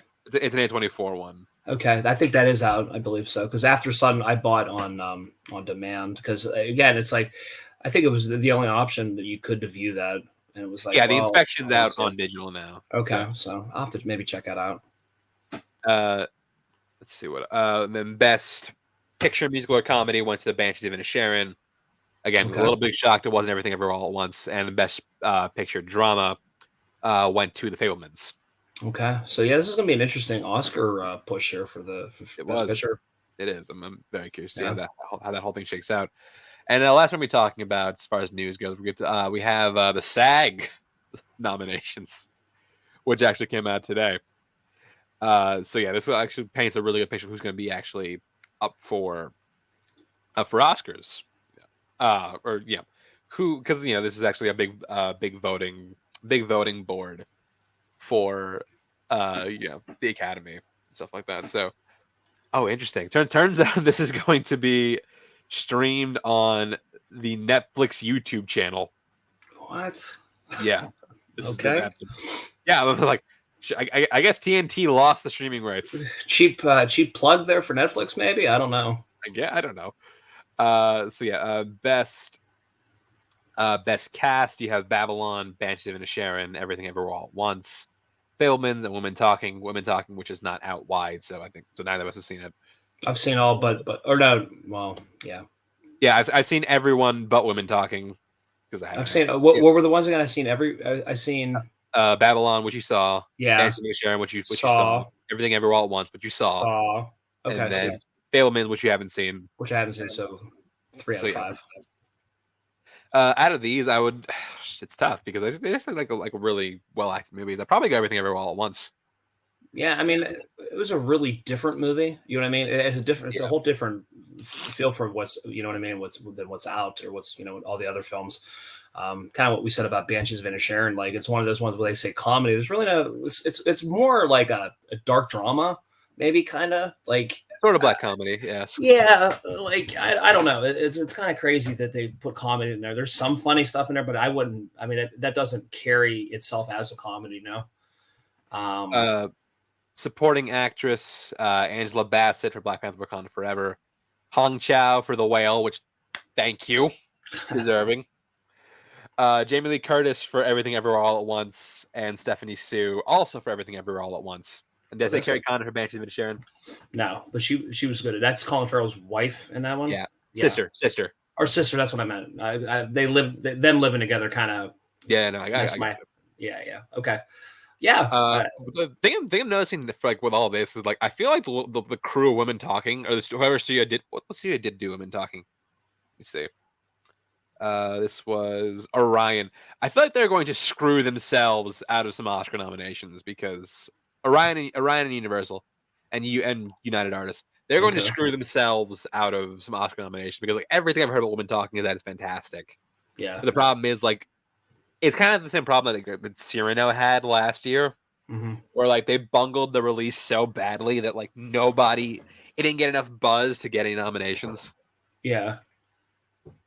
So, I don't know. Yeah. Supporting actress. I mean, I thought it might have gone to Carrie Condon, but honestly, Angela Bassett is making a case. Yeah, she is, and I mean that's crazy. Like I said, good on her to push out an MCU film to be nominated. Yeah. For that, and I liked Black Panther: Wakanda. I thought that was really really solid film.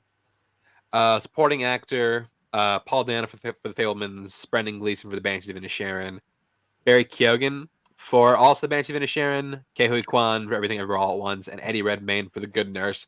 Eddie Redmayne is weird because he keeps popping up, and I just never heard anybody talk about this movie. Yeah, it's on Netflix. I saw it. I didn't see it, but I saw previews for it. I haven't watched it. Yeah, I haven't seen this movie either, but I think right now this is all Ke Huy Quan's race to lose. Yeah, either him or I'd go Gleason. I don't think that Kerrigan or the other kid wasn't in it a whole lot. I don't think his acting really. I mean, I thought he was better at Killing of a Sacred Deer than this. I mean, this really doesn't showcase it. You know what I mean? Mm-hmm. Yeah. Best lead actress, Cate Blanchett for Tar, Viola Davis for Woman King, Ana de Armas for Blonde, Danielle Deadwyler for Tar, which I am happy to finally see some love for Tar. I have not seen Tar it all. Fucking fantastic. Yeah, Tar was great. Yeah, and Michelle Yeoh, Everything Everywhere All at Once. This is definitely between Blanchett and Yeoh. No Michelle Williams. It's kind of crazy. So Blanchett and Yeoh. But it's between Blanchett and Yeoh. Yeah, and I mean, I don't know. Do they give another one to Blanchett when she has two already? I don't know. Yeah, it's gonna be tough. I mean, I would be happy with either one just because I love both Oh performances. yeah, Blanchett's. Oh man, yeah. I don't know. Like I said, that'll be an interesting one, and I do want to see Love for Tar. So I hope it does get at least a Best Picture nomination. I mean, when the Oscar release. And then we have best supporting. I'm sorry, best actor, lead actor. Austin Butler for Elvis, Colin Farrell in The Banshees of Inisherin, Brendan Fraser for The Whale, Bill Nighy for Living, which I really do want to see. Yeah, I want to see it too because I like Bill Nye, and I just rewatched a couple weeks ago, obviously during our break, Love Actually. So that'd be kind of cool to. And Adam Sandler for Hustle, which was surprising. What? Oh wow, that's awesome. Okay, I didn't. I've didn't see heard that Hustle one was either. really good. I do want to watch that one. Yeah, that's on Netflix. I haven't seen it, but yeah, so good. I think I think this is a three horse race between Austin Butler, Colin Farrell, and Brendan Fraser. And I would love to see. I'd probably lean towards. I think honestly, might go Colin Farrell. I think that might be Colin Farrell's time to win an Oscar.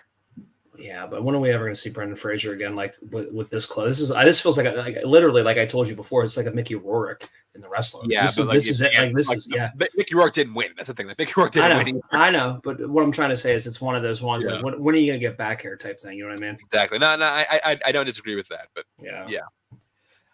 So yeah, that's going to do it for our news. We have on some other things. First of which we did hype this up a little bit. We're talking about M3GAN, which I saw a few hours ago.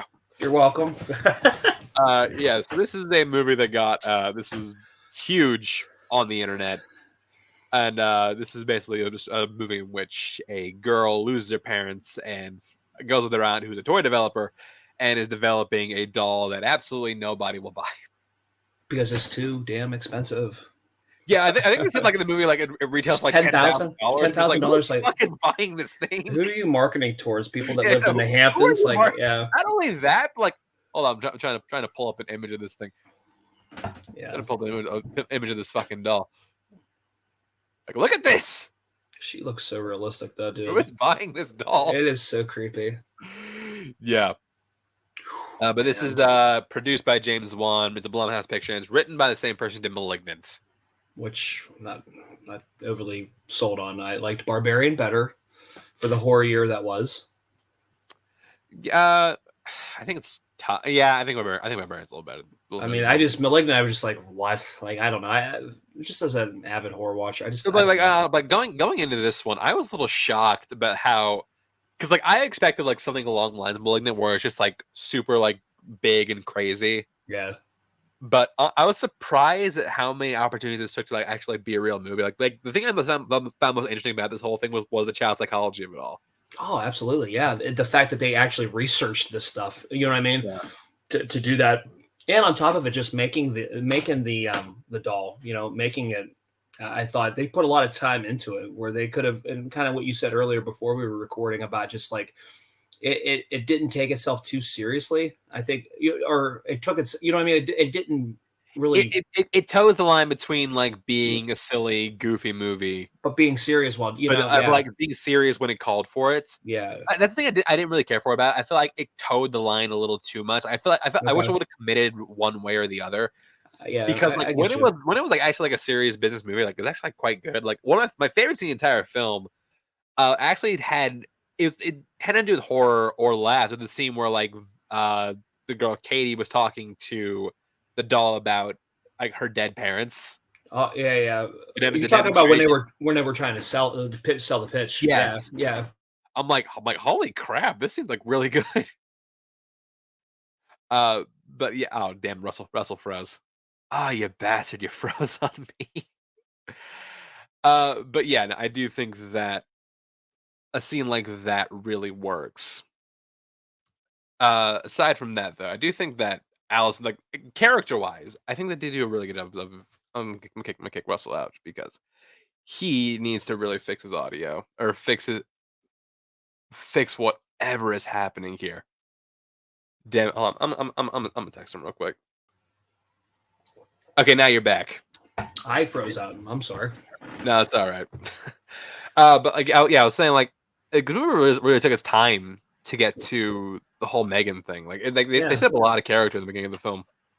Yeah, I got you. Like, I wish I would have committed one way or the other. I Yeah, no, I really did enjoy the fact that they didn't just throw these characters at us. You know, what I mean, we have some kind of attachment to obviously Katie. We feel bad that obviously she lost her parents. Kind of crazy. We really killed the parents off in the first like 10 minutes of the film. Do you think Jeremy Renner watched this movie and like it's What nom? are the odds? What are the odds? You know? What are the odds it comes Yeah. because like spoiler people, they die by getting hit by a snowplow. Yeah, in the first 10 minutes because like they can't. They're driving up a hill, which to me is wondering how are they getting such good traction. Yeah, One, because they mentioned they didn't have any chains on the tires. yeah, no chance on the tires. One, and why are you stopping when you can't see what's in front of you? That to me says there's going to be some. You know what I mean? What if something happens like what happened? You know what I mean? You're not going to see it.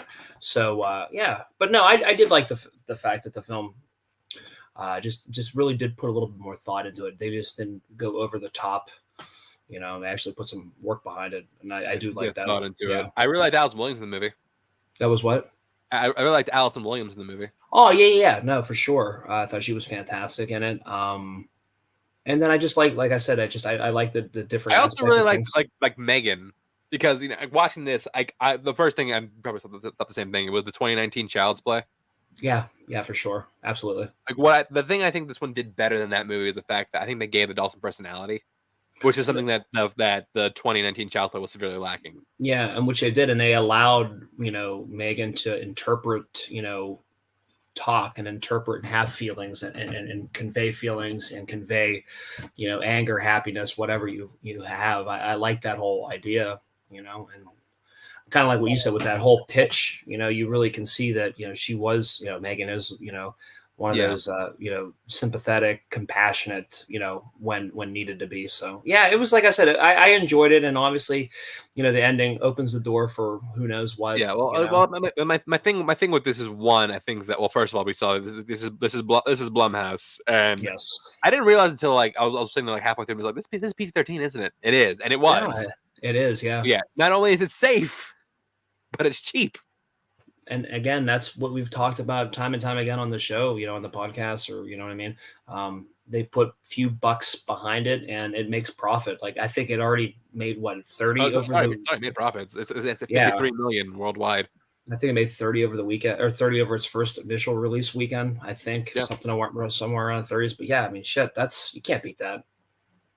Yeah, the thing to like about it is like one, like I said, I think that if it wanted to go campy, it should have like gone for it. Cause like there are a couple like chuckle worthy things, but like nothing bad, like dying, like for one joke that a cop had. You know what I'm talking about? Talking about one cop. He's like, that was really funny. There were a couple good lines like that, but I wish they had more of it. Yeah. Secondly, though, I feel like the movie kind of loses a lot of character consistency as it goes on. Like again. A couple of the kills that M3GAN does, you can see her motivation, but then she's just like kill people at random. We're just like, I don't know why you're doing this.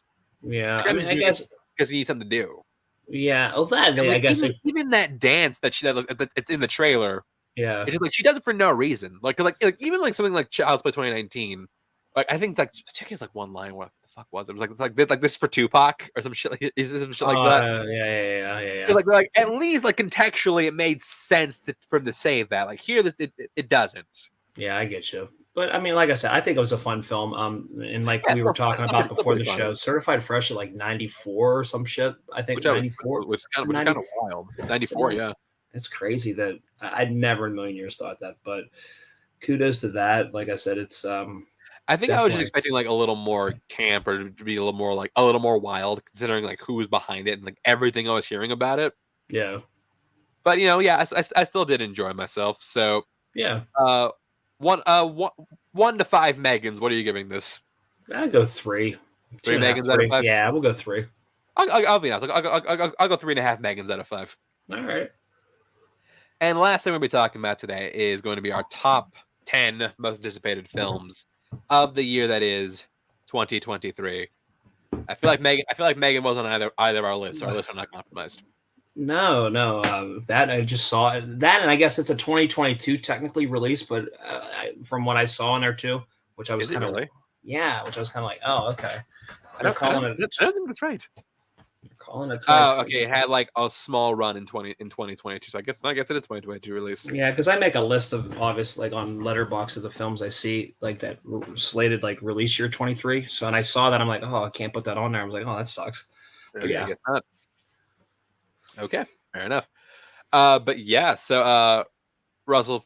So we'll do we'll go one by one. So let's start with okay. your turn. Number 10 for me, I put Wonka on there. Really, Wonka? Yeah, why not? Interesting. We're big fans of Willy Wonka and the Chocolate Factory. I'm kind of We curious to are. see where we go with this. What we do. I mean, Obviously, we've been betrayed by the property before. We saw what Tim Burton did. we have, but I don't know. I put it on there because I'm like, I'm kind of hopeful. We'll see what happens, and you Yeah. know, so that's what I put at number 10. Interesting. All right. Well, my number 10, a movie I'm confident is not on your list. I don't think you've seen the two before this. Is John Wick Chapter 4. Yeah, that's why I didn't put it on there. Yeah, because I'm pretty sure you still haven't seen John Wick 2 or 3.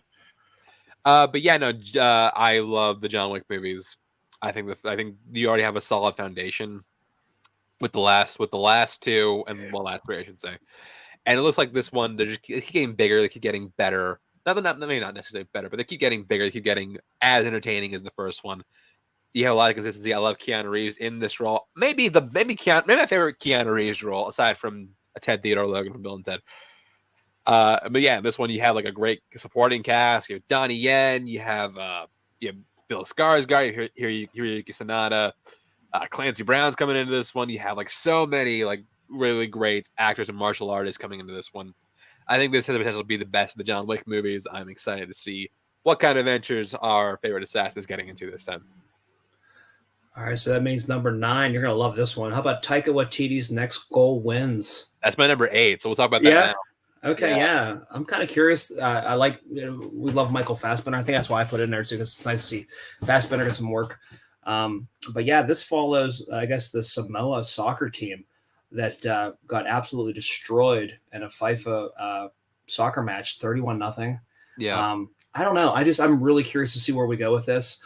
Cast, you got Will Arnett, Elizabeth Moss. Well, the crazy thing was like it was supposed to be out years ago. Yeah, but they had a certain uncastable actor in the role that Will Arnett was playing. Who was that supposed to be? He wants to eat your ribs. Wow. Okay, Army Hammer. He's selling timeshares in Cambodia or some shit. Wow. Okay. Yeah. Yeah. It was supposed to be him, but then they had to recast him for obvious reasons. Yeah. Had to recast him. Then they brought in Will Arnett, and they liked him so much. Like the reason's not out. They liked him so much they wanted to put him in more of the movie. Okay. So he's got a bigger role now. Yeah, I mean, it looks good. I like the premise of it. I like Taika Waititi. He's a filmmaker. I think I'm excited to see what he does. And like again, like he like Thor: Love and Thunder, which I liked. But like a lot of people like hated him for. That movie aside, like Taika Waititi is still a great director, Oscar-winning director. Granted, he won it for writing, but still Oscar winner. And I'm excited to see what he has for Next Goal Wins. So that was my 8. So going to my 9 real quick. My number 9, I'm positive you have higher.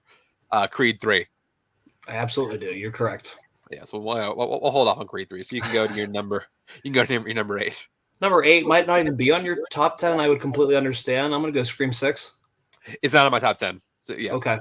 Yeah. I was like, about the trailer, about the fact that we're shooting it in New York, setting it there. I'm just like, I don't know what to expect from this. I'm not really holding my breath for anything. But it's number 8. But it's number 8 because I mean I've been invested in obviously the original trilogy, and obviously with 4 and 5, kind of got to stick this one out. But I don't know. I just put it lower. I actually revised it. I had it at 6, but I'm gonna push the other two. I'm gonna push the other ones up on top. Okay, so you can go to number 7 because we already said my 8 because my 8 was Next Goal Wins.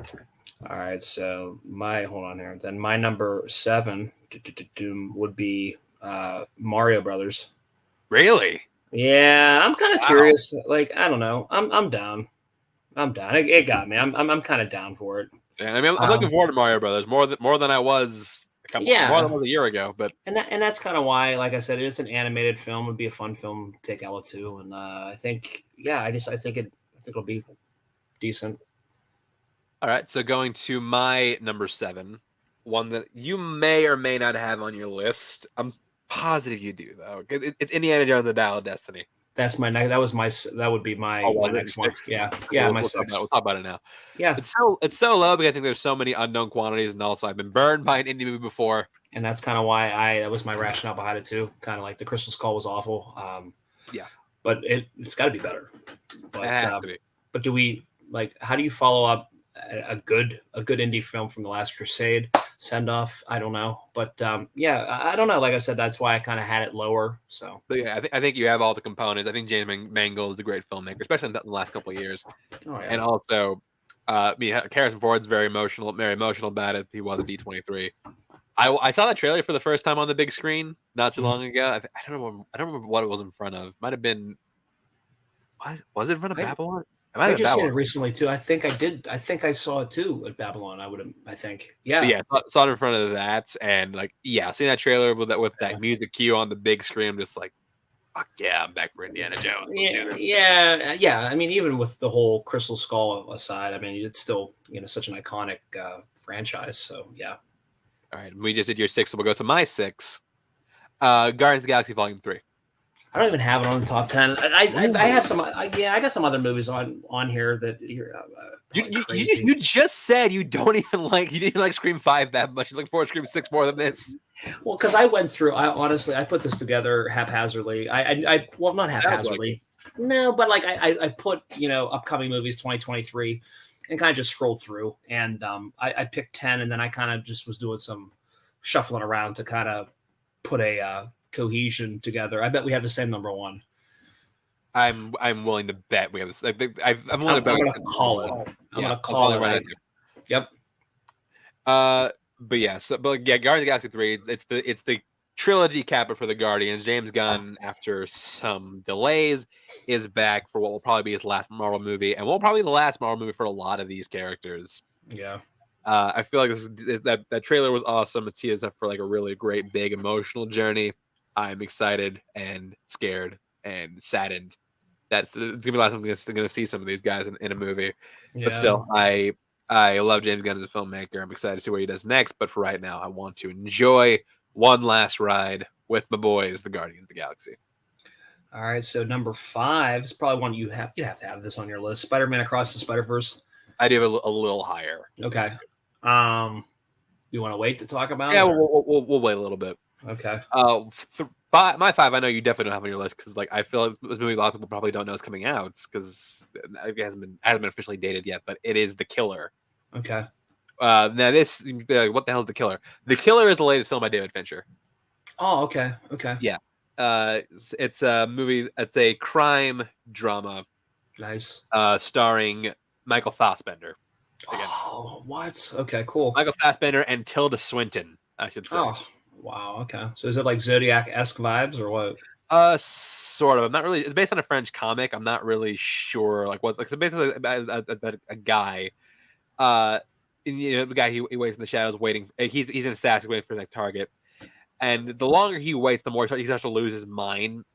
He starts to lose his mind. He starts to lose his edge. And then it's supposed to be like this brutal, bloody, stylish, like noir type story of a professional assassin lost in a world without a moral compass. Again, like David Fincher is a guy he's one of those guys. Like every time a new year starts, I look to see is he making another movie? And it turns out yes, he is, and I'm excited to see again. Michael Fassbender is teed up to have like an incredible year this year because he hasn't. When last time we saw him in anything? Was it The Snowman? It can't be. No, Phoenix film. The Phoenix film. Phoenix film, yeah. Yeah, well, that's great though. But yeah, Michael Fassbender is teed up to have like an awesome year this year, and I cannot wait to see it. My number 4 is crazy. I know. I'm gonna go Fast X. Oh, is that due to come out this year? Yeah, that's what it was slated. It says 23. I don't know. I put it down just because they're fun. Well, no, that's. I mean, if it says it's coming out this year, probably it is this year. Jesus Christ, really? Mindless fun, man. I don't know. Like I said, we've been on the ride for a long time, so why not? Why not keep it rolling? I don't know. I mean, they're about to call time on the ride very quickly. They are. It's almost done. I forgot Rita Moreno was in this.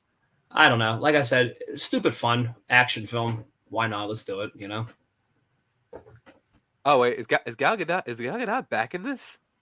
I wonder if we have the same top two, maybe. Oh, I feel like we might. oh, I Let's see. don't know. We might. I bet we do. All right, my number We'll see. 4 is Wildwood. No, don't have that on there. You're Yeah, good. this is the latest film from Leica Studios. Okay. It's literally all I need to say to sell this film. It's Yeah, not done. only that, it is the latest. It is also being directed once again by Travis Knight, Cool. Okay. who hasn't directed an animated film since Cuba and the Two String, which was really great. Okay. But yeah, it's supposed to be this whole kind of like gothic quest about a girl who's searching for her brother. Has an incredible cast, including Carey Mulligan, Mahershala Ali, Angela Bassett, Jake Johnson, Madeline Stenberg, Jermaine Clement. So many great performers in this. And yeah, like Leica's the studio. Like I'll always show up for Leica. Like I love Leica's movies. I love their work. Love their animation style, and I will definitely be there when Wildwood opens. Which I'm pretty sure is this year. Had not officially confirmed a release date, but I'm pretty sure it's supposed to be this year. All right. So number 3, Creed 3. Okay, so yeah, now we can talk about it. Yeah, I'm down. I really enjoy the first two. Really want to see what Michael B. Jordan does behind the lens this time, and without having Stallone. You know what I mean? So yeah, no Rocky in this Rocky movie. No Rocky. So I'm kind of curious to see how we take it. I do like the whole. I mean, you have to kind of figure or like game plan it that it's going to be somebody from his past. How are we going to like put new blood in here somehow? You know what I mean? The guy that was jailed. That's why I'm looking forward to it. I love the concept that they're doing, where it's like the guy that Creed could have been.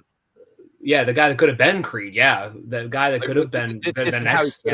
How he could have turned out. It's like I wanted this movie to be is like to be a mirror of like the negative, like all the negative aspects of himself, and that's what they're doing. Yeah, and it almost reminds me kind of like Warrior, kind of almost too, like like minus the brother storyline, but I do like the one's jaded by the other, wants to try to get in with him, and then really try to screw him over, and then try to really showcase what he's been working on behind bars, while Creed's been, getting all the accolades and being, huge now. So I do like the storyline between that, and I'm kind of curious to see where we go with that. Yeah. My number 3 is Into the Spider-Verse. I'm sorry, Across the Spider-Verse, I should say. We have the same two. I bet we have the same two. I'm willing to bet we have the exact same two. I hope. Yeah. We'll talk about it in a second. Okay. But yeah, like it's Across the Spider-Verse. I loved Into the Spider-Verse. That is my favorite Spider-Man movie, and possibly my favorite piece of Spider-Man media outside of history. It was, as somebody who doesn't really read the comics, but it was literally like a comic book open up and the world transformed around you. You know what I mean? It was really just a milestone of animation, man. Oh, like this was an absolute game changer. I mean, you look at something like Puss in Boots, where like that took so many cues from Into the Spider-Verse. And we wouldn't have had it if it wasn't for that laid the foundation down for it. So obviously, we're getting a lot more Spider-Man action. I hope the character stuff still remains as great. I love the new additions we got, like Issa Rae as Spider-Woman or Daniel Kaluuya as Spider-Punk. I think it's a great pick. But yeah, I think that this movie looks awesome. As long as you keep that same core of what made these characters work, I think we're gonna have another great hit on our hands. So okay. Let's go. Okay, number 2. I'm gonna get this call right now. Is it Doom Part 2? You know what? I wasn't thinking about. No. Oh, what's your 2? Oh, I'm gonna disappoint you now. Fuck, what is it? Knock at the Cabin. Really? I thought for sure you'd be cool. I thought you'd be down because M. Night Shyamalan, man. I don't know. Oh, okay. Yeah, I should have. M. Night Shyamalan is the reason I'm apprehensive about that movie. I don't know. I'm excited. I don't know. But I like, Dave Bautista. I'm really liking him as an actor. Being that high. I know. We have the same number 1, so I'm confident we have the same number 1. But point is, not fret not. Yeah, I'm just really curious. I've seen the trailers enough. I'm ready to watch it. Like I said, I really think it looks really good, and I don't know. I seen the new trailer too. I did. I saw it today actually. Which I'm kind of like, I really wish we would just kept the trailer that we had. You know what I mean? Like, Yeah, I don't want to know. I don't want to know a whole lot. I don't want to know a whole lot. Exactly. But yeah, like mine is Dune Part 2. Just because I loved Dune from 2021. I think that's a great reflection of the book, and like Dune Part 2 is like that was all the setup. This is going to be all the payoff. I love all the new additions we're getting in this one, whether it be Austin Butler or Florence Pugh, or my favorite one, Christopher Walken as the Emperor of Space. Why not? I want the movie to exist just because I want Christopher Walken to say as many space words as possible. I mean, but yeah, this is I think that Villeneuve is one of my favorite filmmakers working right now, and I think Dune was the perfect movie for him to make. He was the perfect guy to make Dune. He proved that with the first movie. I think he's going to follow that through with the last movie, and I'm so incredibly excited for Dune Part 2. But not as excited as you are. Before we get into that, do you have any honorable mentions you want to go over? No, I'd probably put like Guardians in there too. Guardians. What else? Some I want to throw out there. Shazam! Fury of the Gods. I'm looking forward to that one.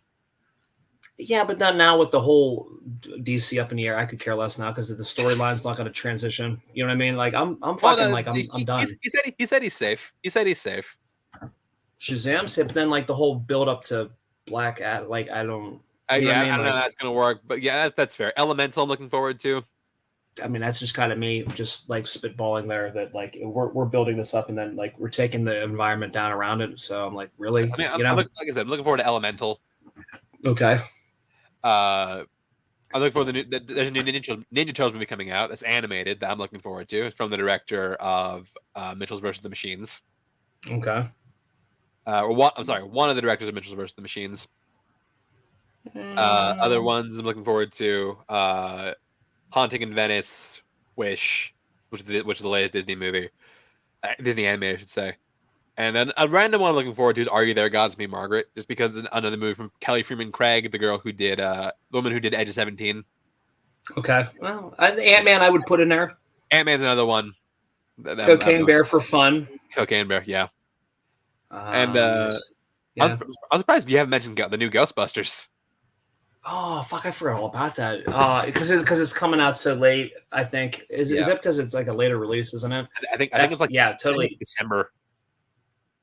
Yeah, that's kind of. I mean, to me, that's just so far out. I try to like pick movies that are coming out in the beginning half of the year, I guess, or close to summer is. All right, fair enough. But I do think we have both the same number one, which is Mission Impossible, man. Dead Reckoning. Baby. Yeah, absolutely. I mean, how Tom? Look, we all know Tom Cruise is our boy. TC money, TC legend. Sign me up, man.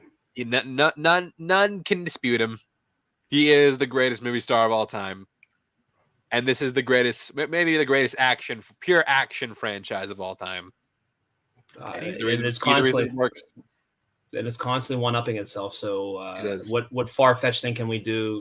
We're constantly pushing the boundaries and defying the logic of it, defying age. Can we talk about that? Defying safety regulations. Yeah. Defying regular conventions. Overcoming pandemics. I mean, we just keep it rolling. Pandemics, yelling at your crew. That's just. But yeah, I'm curious to see what we got up our sleeves for this. Yeah, I cannot wait for what is going to be the last adventure. Ethan Hunt and his homies are going through. But that's going to do it for the show here tonight. Russell, where can people find us at? They can find us here on YouTube. Here on YouTube now. Content finally. Also, check out our podcast, Notorious by Chance. Yeah, you can find me on Twitter, @ChanceWars_91. Check me out on Left Side Strong Side. That's something I do, a football show I do every Tuesday. And that's going to do it here. Thank you for watching. On the podcast, maybe we should bring this up. Our next audio episode, it's going to be all about the best performances of 2022. We do every year. We do our top 20 from the previous year. So we're going to be starting out with for the audio feed this week. But until then, thank you for listening, and we will see you next week.